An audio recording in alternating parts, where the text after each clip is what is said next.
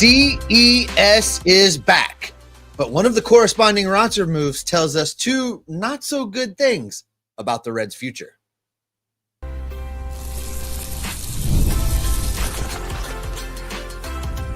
You are Locked On Reds, your daily Cincinnati Reds podcast, part of the Locked On Podcast Network, your team every day. Welcome into the Locked On Reds podcast. Hello, my name is Jeff Carr. His name is Steve Offenbaker, and we are lifelong Cincinnati Reds fans. We have been podcasting about this team for a combined 14 seasons, and we're glad that you're alongside us here today because we are live. Thank you so much for joining us on this live edition of the Locked On Reds podcast. Make sure you jump down into the comments section, leave us a thought, leave us a question. We'll get to that a little bit later on in today's show. In just a few minutes, I want to talk about the absolute anchor that is holding back this lineup. I mean, it is bad. It's one spot in the order. I think we all know who it is, or what position or what spot in the batting lineup that it is. But I'm going to give you some numbers because this is real bad.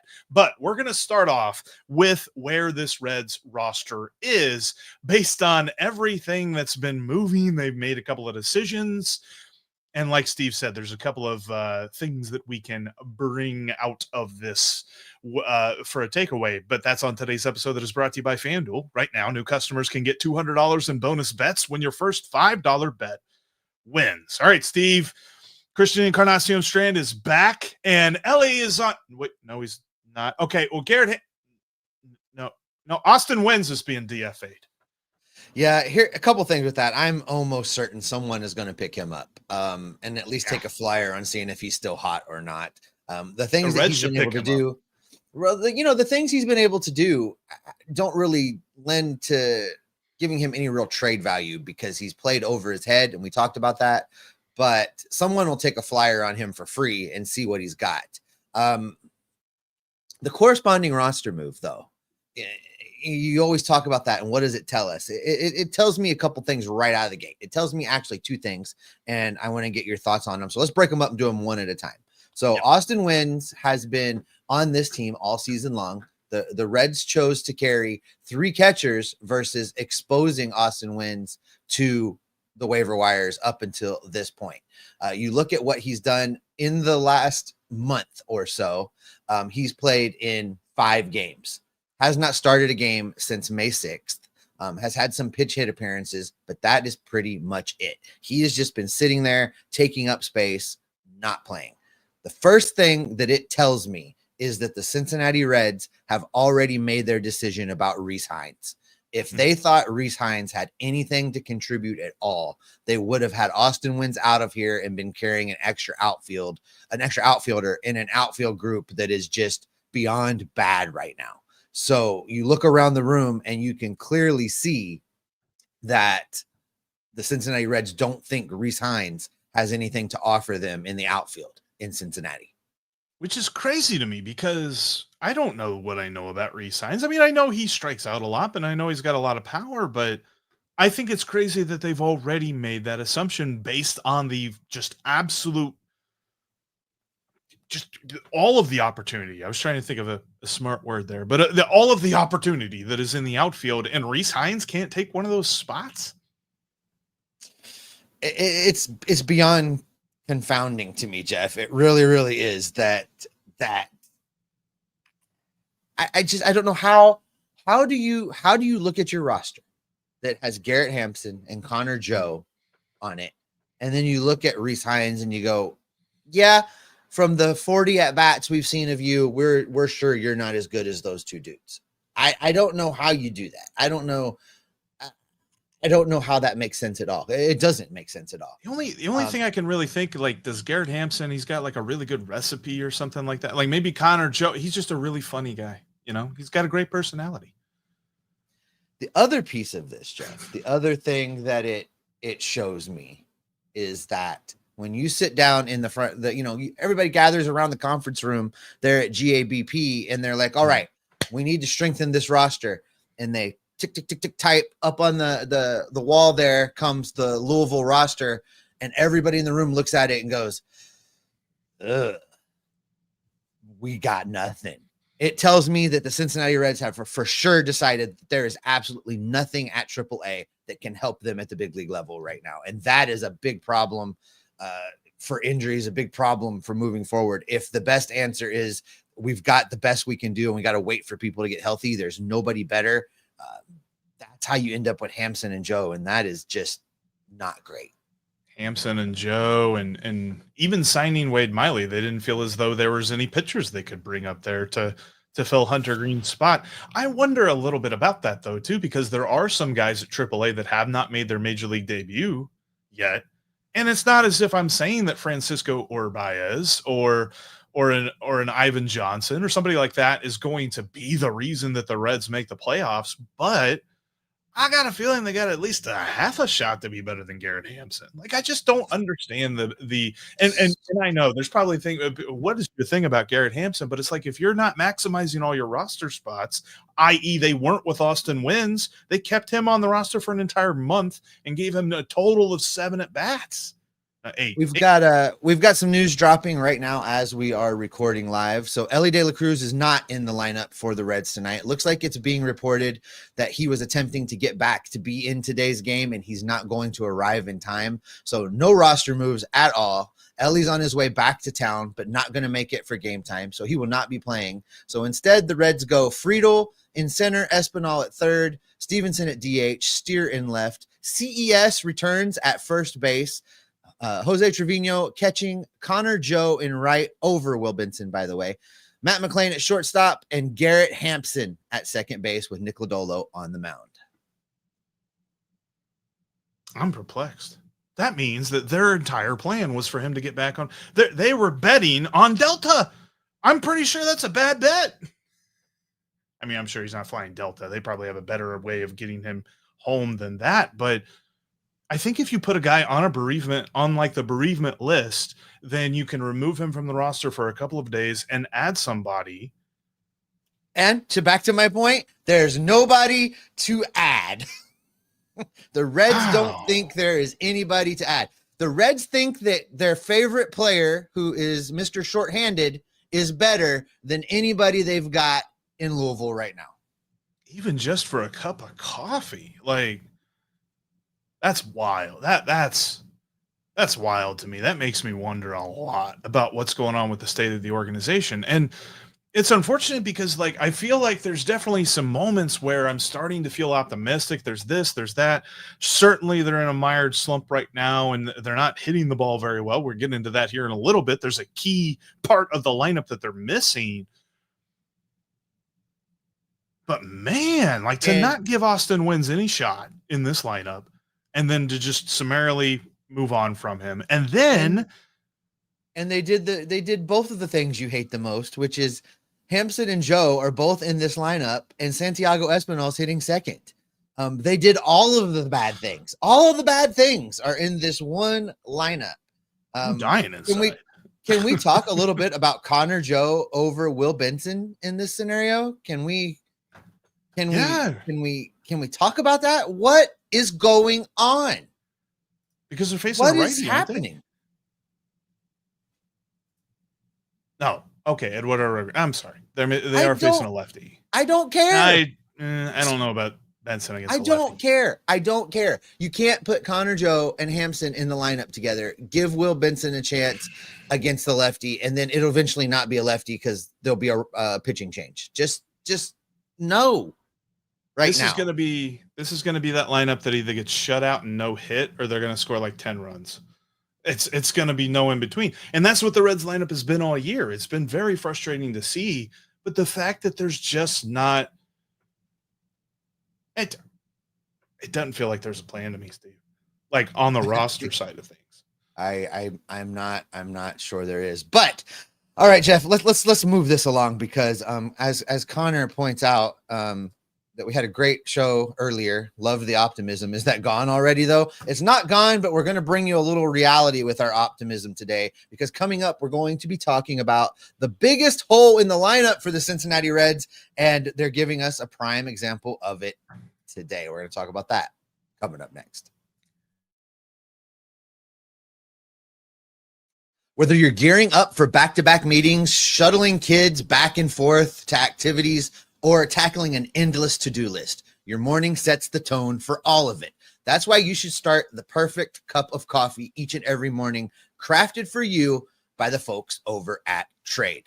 Listen, I love this stuff. I use Trade to get me through both of my jobs. Both of them, I need to be on my game. Both of them, I need to have tons of energy. So I jumped over to Trade. I took their survey where they measure your preferences, measure your likes, and prepare the perfect roast for you. I ended up with the Carrier Wave. This one has notes of caramel, chocolate, and stone fruit, and it gets me going each and every day with the perfect cup of coffee. Right now, if you head over to Trade, they are going to exclusively offer our listeners 50% off 1 month trial. That's right, 50% off a 1 month trial over at Trade. So get over to Trade, drinktrade.com/lockedonmlb, and you're going to be able to get started. That's trade.com/lockedonmlb for 50% off your first 1 month trial.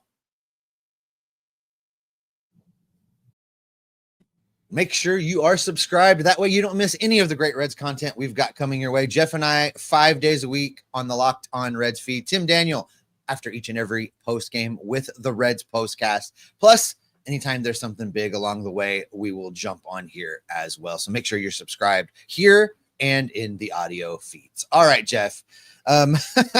It's fortuitous that we prepared this segment because you identified the biggest problem in the Reds lineup, the biggest black hole, as it were, and the Reds did not disappoint. They went ahead and gave an example of it today so that you can really emphasize your point. So without further ado, tell us, Jeff, where is the biggest, weakest link, the biggest black hole in the Cincinnati Reds lineup?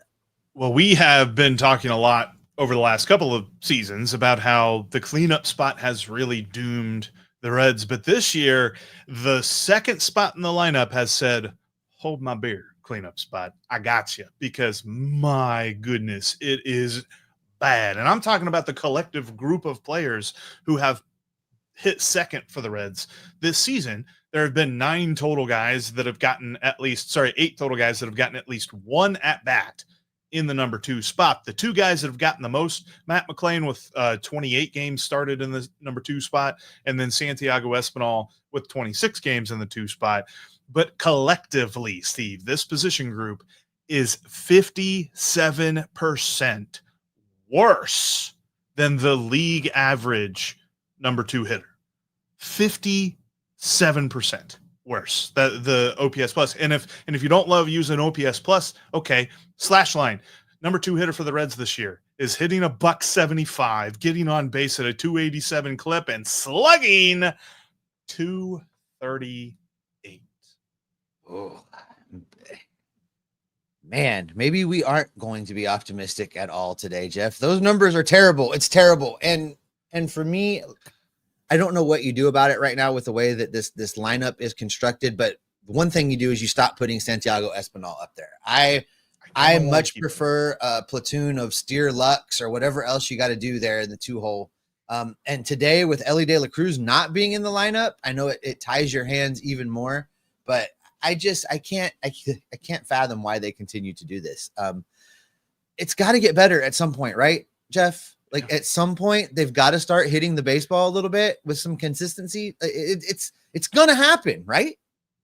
It's gotta, and it's one of them things. Like, I've gotten to the point where I was happy about that statistic about Terry Francona that we talked about on yesterday's pod. And I'm like, okay, he's been here before. He knows what he's doing. But at the same time, there's still plenty of other things on the other side of this coin. This team, as much as Nick Kroll has talked about getting rid of peaks and valleys, this team is peaks and valleys, and it's on a game-by-game basis. Like, one game they're going to score 20, and the next game they're not going to score and not even going to get a hit. So that's just what this team likes to do, because if you look at its season-long statistics, because if there is somebody on the outside looking in at the Reds, they're going to look at their batting average, and they're going to see that they rank 13th in the Major League Baseball at batting average. So they're all right.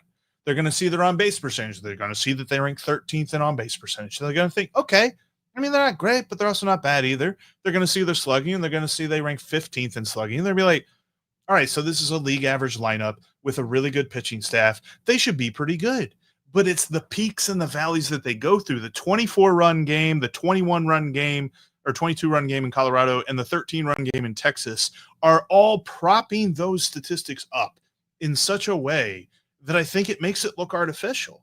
If you can take 3 games out of a season and completely change the face of the numbers for this team, then it's got bigger issues than the season-long numbers can point to. And there's definitely been a lot of that just, I keep going back and forth, Steve. I've got optimism that a turnaround is coming, but mostly it's because of the past of what Terry Francona has been through. And it's because they're due.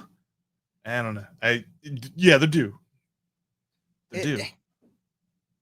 Right? You know, I see the people saying, well, just the fix is easy. You move Ellie up into the 2 spot, right? But then who's batting third? Like, what's your lineup? What's your lineup if that's the answer? I mean, so, you know, it's Friedel, Ellie, followed by who? Steer, Lux, Stevenson. combo. Steer, Lux combo, Stevenson batting 4th, or Hayes batting 4th whenever he's healthy, Stevenson batting 5th. But I think that the solution, either way, whether it's you or me, that the solution is you're taking Steer and Lux and you're platooning them higher up in the order. And they're just not doing that right now. I mean, you mentioned the lineup already for today without Ellie, and it still has Santiago Espinal batting second. Like, I don't know what mental box. Like, I think Terry Francona, when it comes to the number 2 spot in the lineup, has been put into the box that Dr. Strange uses to not, like, mess anything up in reality, but he's allowed, I'm trying, the construct, I think is what that's called, but he's able to, like, manipulate everything, but nothing actually changes in the real world. Like, Terry Francona has this thought in his mind that Santiago Espinal is a good hitter, and nobody is changing his mind on that.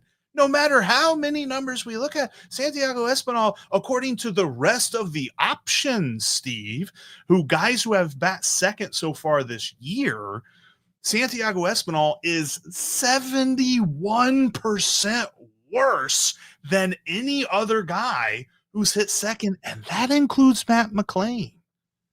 Ooh, that's ugly.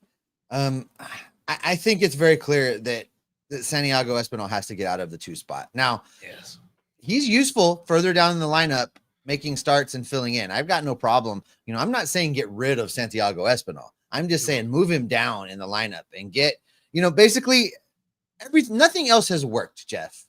So what if we just did the lineup kind of outside of the park baseball style? Did you ever play that game, Jeff, on your computer, the baseball sim? You know, you could just build a lineup where you looked at your team and you just took the highest on base percentage guy. He batted first, the second highest batted second, third highest batted third. And you just rolled with that. Maybe they should try that because nothing else is working. Worst things in the world than trying that lineup. What would that lineup? Let's see what that lineup would look like, Jeff Carr. What do you think? You have a prediction? So I'm gonna pull it up right now. So that lineup would be, and this is considering, well, number 1, who's on the roster, because guess who's number 1 and on base? I see Austin that. Wynns. We're gonna call it though, like, because I see that Gavin Lux is number 2, so we'll say it's versus a right-handed pitcher. Okay. And so your Friedel, lineup: Friedel, Lux, Austin Hayes, Ellie in the 4 spot. Yeah. Jose Trevino or Tyler Stevenson, whichever one you're going to go with. Or you could do Trevino catching, Stevenson DHing. God help us, in this lineup, Connor Joe's still starting. This is crazy, though. Maybe this is more of an indictment than we think it is, because as bad as we think Connor Joe is, he's in the starting lineup based on on-base percentage. His on-base percentage is .314. And then you get Jake Fraley to round it out. I mean, you got TJ Friedel and Gavin Lux, whose on bases are at .380, and then it's a big drop real fast, and you get to Connor Joe, and you're still talking about the starting 9. Ooh, this exercise wasn't as fun as I thought it was going to be. All right, Jeff, let's talk about a couple other things. We're getting near to the end of this segment. When we come back, we're going to jump into the comment sections. We're going to get to your questions and comments, and we're going to start with Debbie Brown, who wants to know why Tito Francona doesn't like Will Benson. We're going to talk about that coming up next.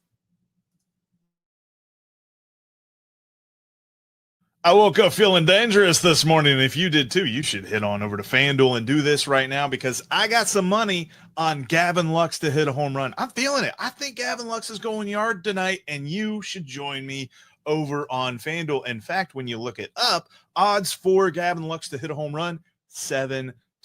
I don't know. I'm feeling good. Maybe it's Tyrese Halliburton hitting another shot to just absolutely kill the dreams of other NBA fan bases, but I'm loving it right now. And I'm hitting FanDuel and I'm hitting Gavin Lux 7-1 to hit a home run tonight. By the way, if you're a new user, you can put $5 on that and you get $200 in bonus bets. That's an even better odds than 7-1. That's over on FanDuel. They're America's #1 sports book.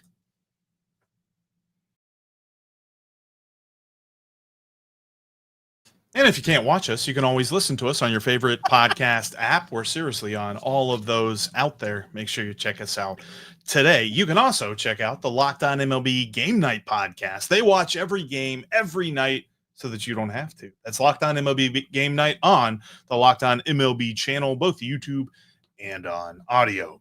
And I also recorded the FanDuel thing before I saw the lineup. So yes, Gavin Lux is going to come off the bench and hit a home run. You got it. It's gonna happen. It's gonna happen, Jeff. Nothing like these live shows, brother. We're undefeated. I tell you what, at having things turn on a dime. All right, let's get into the questions and the comments, and I want to start with this one from Debbie Brown. It's back up there. I don't know if I can find it real fast, but here we go. Because there might be something to this. Debbie Brown says, I don't think Tito likes Benson, and that's why he doesn't play much. Now, let's remember that Tito was the manager in Cleveland when Will Benson, after not a lot of at-bats, was traded away to the Cincinnati Reds. So now Tito finds himself in this job in Cincinnati, and guess who's here? Good old Will Benson. Maybe, just maybe, Debbie Brown's onto something here, Jeff.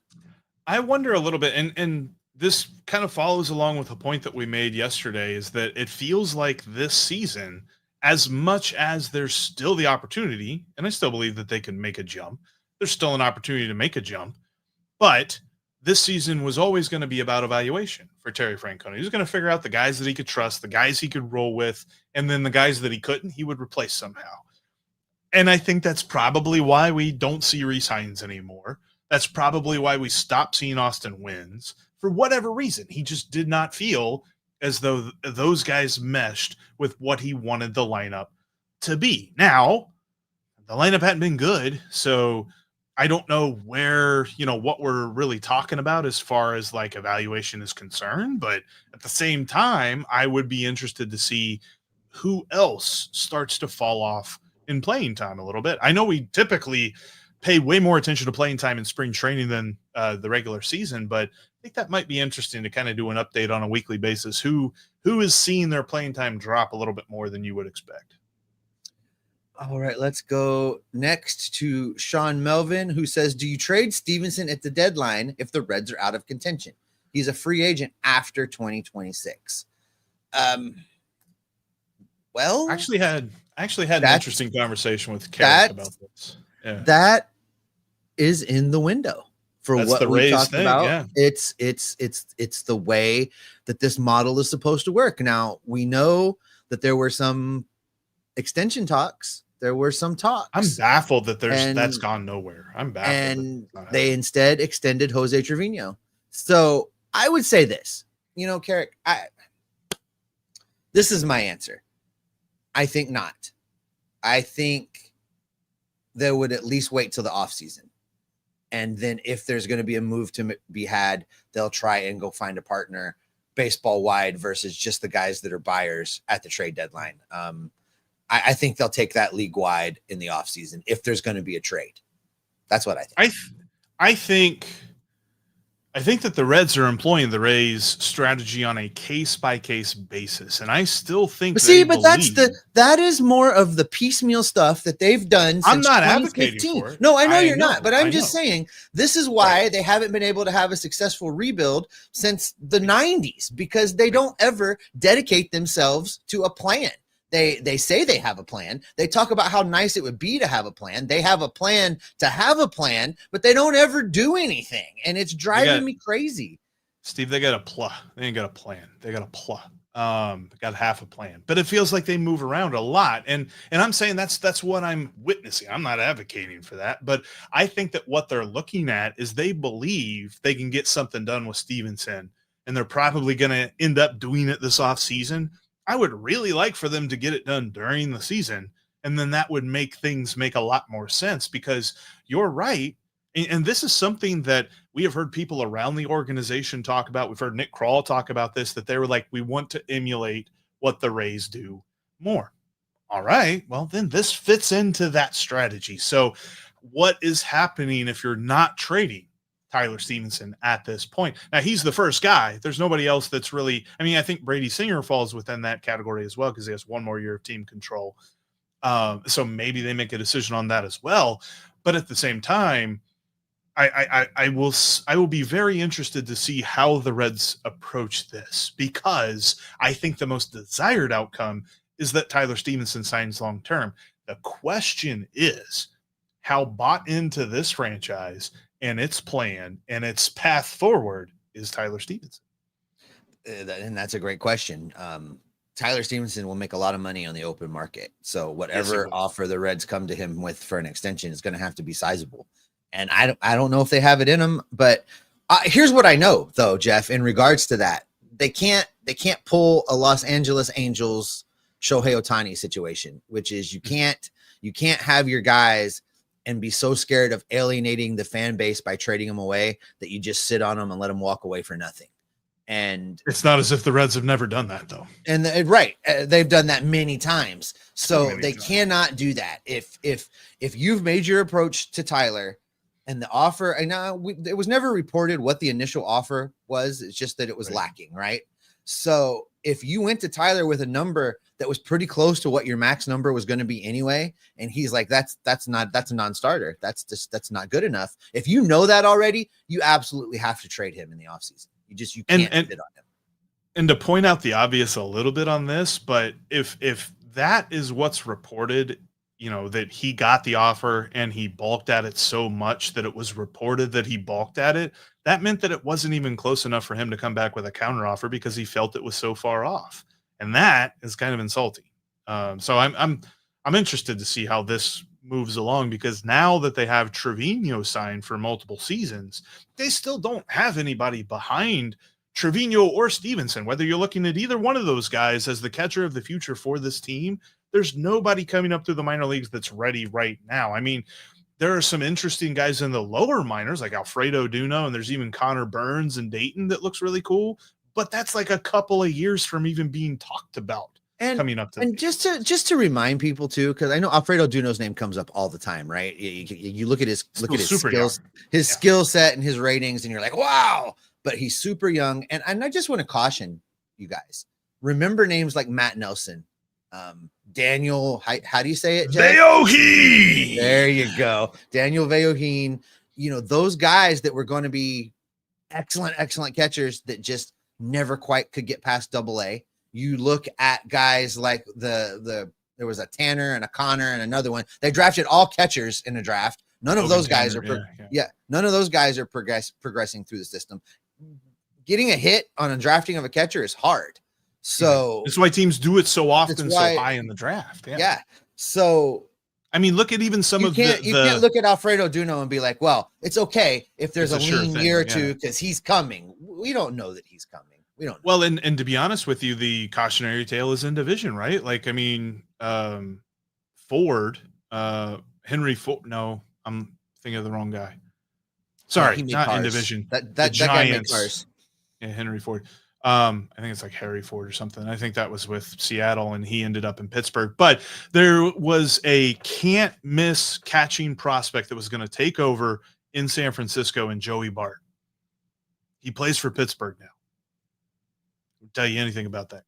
So there's definitely we have a lot of hope for guys like that, but there's still a lot that they got to go through to get up to this point, because not even the top flight catching prospects turn into even just, usable everyday guys.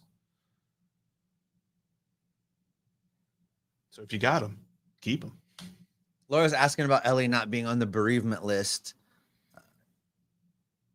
Just to clarify, we're going to clarify Ellie. Some people joined late. So clarifying what's going on with Ellie. He is not on the bereavement list. He was set to play today, but he's not getting back to Cincinnati in time. I don't know if there was a flight delay or a flight cancellation, but he's not going to be here in time for the game.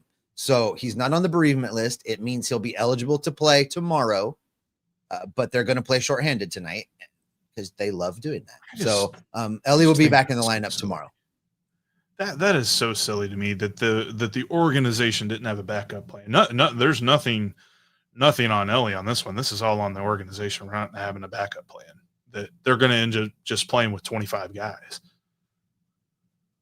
All right, I'm scrolling back and trying to grab a couple here, Jeff, because there were some good ones that went by. Here from Mark Riley. What are your thoughts on the poor fundamentals of this team? It hasn't come up quite as much lately since they aren't really getting on base, but there seems to have been poor fundamentals in all facets. Are you ready to declare that Tito has failed at playing baseball the right way, backing up that comment, or is it too early to rule on that? I still think it's too early to rule on that. I think that they're going to get things more figured out as the season goes along, but at the same time, they aren't as bad as we all think. They could be better. Sure. They've had some rough base running toot lands and things like that. But at the same time, they also rank 12th in BSR, base running runs, which is a statistic that Fangraphs use that kind of brings together stolen bases, taking the extra base, getting caught stealing, getting picked off. It kind of brings all of that together into one number where 0 is average. They're at 0.6. So they're just average. They're not horrible. They could be better, but they're also not one of the worst teams in the league. Which I think How do you feel about Ellie leading the league in errors? What are your thoughts on that? Shortstops are going to be up there, but I think that that's still something that I want to see come down. But at the end of the day, he plays shortstop. I'm going to start this move, Steve. I'm firmly in the camp. He should move to right field. Fernando Tatis is a gold glove right fielder. Fernando Tatis is a gold glove right fielder. And he was horrible at shortstop. The Padres were talking about DHing him when he was shortstop. If you were going to do this, why are we doing it in the back half of Alive? Why wasn't this a segment 1 for like the next show? I'm not ready to put it all together. What are you doing? I'm telling you, that's what I'm thinking. Here's the thing. Not in the middle of a season, not right now. Like, you don't start him in right field tomorrow, but I will concede you this begrudgingly. I have said from the beginning that I didn't feel that Ellie's body type, his build, he's very young, his body was going to change. I didn't feel any of those things lended itself to him being a long-term shortstop, that there was eventually going to have to be a move. I have always thought that move was going to be to third base. But I will concede that if you're going to move him anyway, and your team need is an amazing outfielder, maybe that's the move. Now, why right field versus center field? Because I don't want to put him out there because he's going to crash into things. And I think if you put him in center, it's less likely that he smashes into the corner, right field, left field corner and breaks a collarbone or whatever. At least if you put him in center, and he can cover a lot of territory out there as well. And then you move Friedel to one side or the other. I would rather do that. But why are you saying right field versus a center field option? You want the big arm in right field. I mean, you can watch. I watch his plays. I mean, the other night, whenever he sailed the throw over first base, which ultimately led to TJ Friedel robbing the home run in an amazing moment for the season. But the play right before that, Ellie just airmails it over Spencer Steer at first. I see that, and I'm like, dude, you making that throw from right field? That's going to go to home on a line. Like, I think that that's the perfect thing there, because then you basically cut off that part of the field. I think of big arm dudes like Vladimir Guerrero and even Jay Bruce. Jay Bruce had a great arm out there in right field. You were really able to add something to your defense and your run prevention. And I feel like the Reds could move Matt McClain to shortstop, or Yeah, Matt McClain to short and have Gavin Lux or second. Edwin Arroyo becomes a thing, something along those lines. Right. He's not hitting though. That's the thing that's always been his question mark. He was never going to hit. He's not hitting this year. He's a Davey Concepcion type shortstop. He's just going to hit a little bit and play there's great a place defense. for that. I don't know that there's a place for that kind of player in modern baseball. No, Davey Concepcion wouldn't make the majors in today's baseball. And I'm pretty sure he said that. That's not just us talking. I think he said that. For sure. All right, but Jeff, let's get into this. I can't believe you. We'll circle back on that. Though. Yeah, I buried in the back half of Alive. My God. All right, let's go to this from Chad Love. Chad says, if we can't get a fair evaluation of young players due to injuries, at what point do we give up on them? It's talking about CES, Noelvi Marte, Matt McClain, etc. I said this yesterday as far as CES goes. I don't know who he is anymore. The oft injured, never really able to settle in and show us who he's going to be. We know what his potential was. How have all these injuries impacted that potential? We don't know. Do they give up on him? Well, the sad, hard, simple answer, Chad, is they can't, because they've already showed us they don't believe they have anybody else. There's nobody else to move on to. So until there's somebody else to move on to, they're going to keep running these guys out there and hope beyond hope as their strategy that these guys are going to figure it out and be able to remain healthy and become the players that they initially thought they were going to be. Right. I think, to answer the other part of his question, how long would they give him a look? Like, how long are they holding on to a guy like CES? I think Noelvi Marte is a different answer just because of how he was last year in his suspension. I think he might still be one of those guys they leave in the mix for next year, especially if he comes back and he just hits the cover off the ball like he was before his oblique strain. But at the same time, when it comes to CES, if CES continues this on again, off again relationship with the IL, I think that this year is it for him, because he did that last year. I mean, he was hurt all of last year at one point in May. So it just kind of ate up everything. But this year he's been on again, off again, on again, off again. And if he's going to keep doing that, then the Reds have to move on, because availability is the best ability. Doesn't matter what your scouting report says if you're not on the field. This is pretty funny. This is from Chris. We need some kind of bet between you two. If Jeff wins, Steve needs to do a podcast dressed up as David Bell. And if Steve wins, Jeff has to dress up as Phil Castellini. We'll work on that. Jeff, off air, we'll figure out a bet. That would be funny, because I can't wait to see you with the slicked back hair and the PowerPoints. That's going to be epic. I don't know how we'd fit that all in this one little screen. Tatis Jr. was able to move to right field because the Padres have Bogarts. Only Bogarts the Reds have is the legendary venues and over the Rhine. It's a fun joke, but I mean, as far as but they've got Matt McClain. You're not wrong. Defensively, anyway, they've got Matt McClain. We have to assume that at some point, Matt's going to hit again, right? He's going to. Jeff, tell me he's going to hit again. Tell me he's going to hit again. He's going to hit again. I assume. Yeah, I think he's going to hit again. But they didn't move Tatis because they had somebody else to move in the spot that he vacated. They moved Tatis because they're like, this is the best for him. Yeah, he was hurt. He kept dislocating his shoulder. So they had to move. Just wasn't a good defender at shortstop. So I think that there are times when you can make a decision, and most likely that's if you decide to move somebody in season, which I don't think the Reds are doing. And I'm not advocating that they do that now, but maybe next year, Ellie comes in as a right fielder, and then that's what we've got. But I think that this is a scenario where he has a chance to be a superstar, and the Reds and the position that he plays, he's just not that great at. But I think he would be amazing at right field. I don't know if you landed on this with the Henry Ford talk, but Adrian says it's Henry Davis. That you were trying to think of. That's it. Yeah, those are so close to get Henry Davis, Henry Ford. I can, this is because Henry Ford. It's because you still miss Mike Ford is what the problem is, you guys. You don't know how sad Jeff was when Mike Ford was no longer with this organization for two reasons. Number one, they're built very much alike, and Jeff was really counting on that to be able to have a jersey from the grab bags that would fit him. That's really the reason for the love of Mike Ford. That's why I love having Ian Jabot on this team, by the way, so that I can get a jersey from the grab bag. Because if you recall the amount of smack I talked about Mike Moustakas being out of shape, and then I pulled his jersey in the grab bag and it didn't fit me. Yeah. That was a bad day. That was a very bad day. It was said that they had to have bigger armholes for Mike Ford's biceps, so that would fit me, and that's what I need. I can't say sometimes.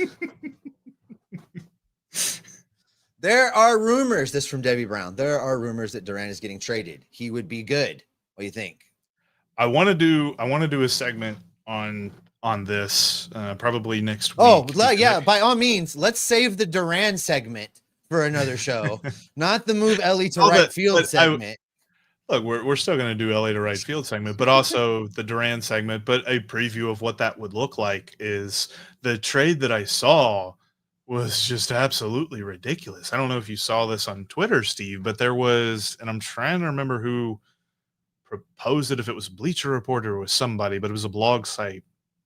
And the idea was that the Reds could be one of the teams that could make a trade to the Red Sox to land Jarren Duran, which, first of all, I don't know why he would be available unless like he's fallen out of favor with them in the clubhouse, and then you have other questions to answer there. But the trade offer that was made was Graham Ashcraft, Chase Burns, Sal Stewart, or no, sorry, not Sal Stewart, Cam Collier, and I think one more, and they just said, and a project prospect or something like that for Jarren Duran. I don't know about that one, man. Mm-hmm. Like, maybe if it's just, I don't know. And it's not Graham Ashcraft that I'm balking at. I'm balking at Chase Burns. Like, I really think Chase Burns could be our ace in a couple of years. I think that's kind of tough. Like, I get it. Jarren Duran would really fill a need, but that feels like an overpay to fill a need. We didn't talk about this a whole lot together. I think we talked about it off air and maybe a little bit on a show, but we'll talk about this from I'm Brad. What do you think about Tito's behavior with Charlie Goldsmith in that press conference? We talked about the fact that, he's like, I don't know. I don't have the answers. Well, cool. But do you feel like, because I did feel like he was a little snippy, I guess is a word I'll use. So, well, and I covered this on whatever day it was that I did a solo show without you. So I'm curious as to your thoughts on it, because number one, I get it. Like, just about any manager in the history of baseball after a loss really isn't the most cordial person in the world to talk to, although he's contractually obligated to talk to a bunch of people after a loss. But Charlie made like the most normal, reasonable question possible. And when, in the loss, where it was Garrett Hampson up, Reds down by 1 in the bottom of the 9th, and Garrett Hampson come to the plate, both Matt McLain and Austin Wynns on the bench available to hit, and he left Garrett Hampson in. And so Charlie's question to that effect was, so was this just an off day for Matt McLain? Just a full-on off day? Maybe he gets the pinch run, but was it an off day? He was basically giving Tito an out. He was giving him the answer. Well, yeah, it was an off day. And had he said that, we wouldn't even be talking about this. But Tito basically said, he was just like, yeah, he's available to pinch hit. What'd you want him to do? And then Charlie was like, well, you used him to pinch hit in the 9th inning whenever he didn't start the game in Kansas City. Didn't know if maybe that was or something that you were thinking of here. And Tito looked at him and he went, okay. And then he looked to somebody else, like, next question. We know this. Tito's getting a little older. He's not as young as he once was. That's not a negative commentary. It's just a fact. And we know he's good once as he ever was, though, right? Thanks, Toby. But we know, both just anecdotally and in fact firsthand, we know that after a game late in the evening, Tito gets a little snippy. We know this. Ready to go. Yeah. We learned this the hard way. So I think that's not an isolated incident or a one-off. It's just, it got caught on the camera, right? because we know of other incidents where after games, Tito can be a little punchy versus how he is before the game, earlier in the day. So I think it could simply have just been that. It was late in the day. He was tired. His filter dropped a little bit and he got a little snarky, snippy. It happens. He's a human being. I don't make a lot of it. I don't think it's targeted. I don't think it was targeted. I don't think it was targeting of Charlie Goldsmith because of our personal firsthand knowledge. I don't think that that's what that was. Yeah, no, I don't think that was targeting on him. All right, Jeff, let's get one more and then we got to get out of here. Let me find one real quick.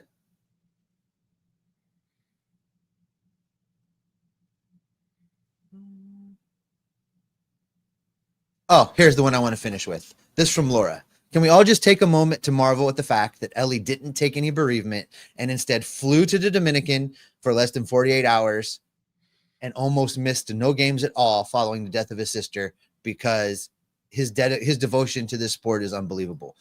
This is a really good take, Laura, and thanks for writing this. It's true. He wants so badly to win, and he wants so badly for this team to be successful. That's why he did those things. I've got no animosity at all for the fact that he's missing a game. None. And I appreciate him trying to push through and both be available to his family and be available for this team. So I think that's, Laura, thanks for writing that. I think that's a great take. And whoever it was that he was flying with, and they should have been faster. I don't know if it was Delta or if it was Frontier. Or hopefully, doesn't Bob have a private jet? Timeout. Doesn't Bob have a jet? Didn't he not just buy a new jet like last year? Wasn't that like a news story 2 years ago? Last year? Maybe that's what they spent the money on instead of the roster. It was a teleporter. Should have let him use the teleporter. Let's get out of here. Thanks everybody for checking out this live show. Appreciate you all joining us and being active in the comment section as always. Appreciate all your takes and how much you love these Cincinnati Reds. We're going to be with you all throughout the rest of the season, and we'll be live from time to time. We've tried to kind of make it like a routine thing, but doesn't always happen that way. But we'll announce whenever we're going live so that you can join us and be a part of the conversation. Like we mentioned a couple of different times on the pod, got a lot that we're going to cover next week on top of the fact that the Reds are going to be in some busy ball games, including I think it's the conclusion of the Ohio Cup is coming up next week. Or sorry, the Ohio Cup.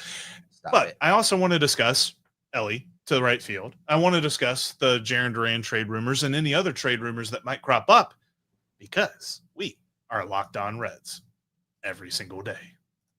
Hey, when you dress up like Phil, are you going to shave your beard? No, there are no dress ups. The people deserve to see what that looks like. No, they don't.